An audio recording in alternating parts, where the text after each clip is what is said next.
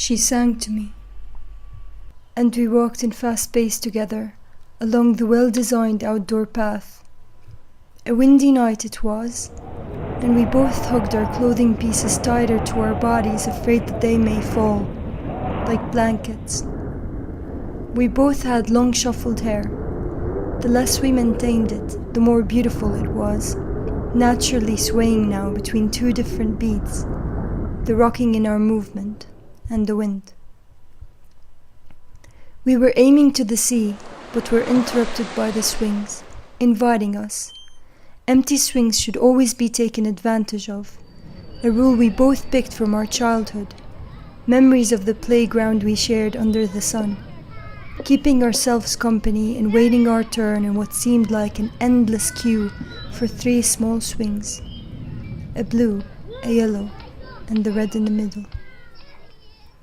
But now it was night, and now it was dark, and now no one was there but us, and the wind, and the sea.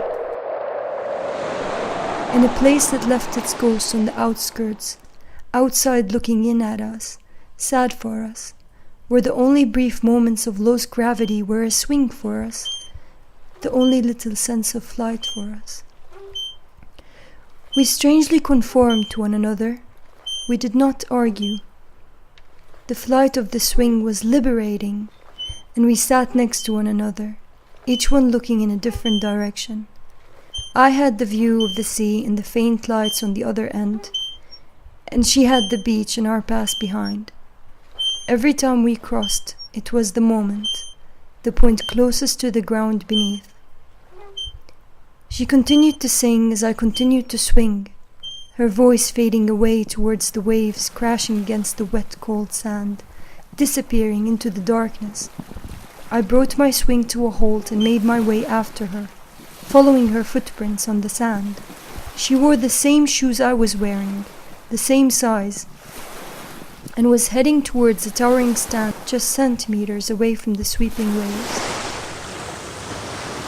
The lifeguard stand stood strong against the wind, and I followed her up the ladder.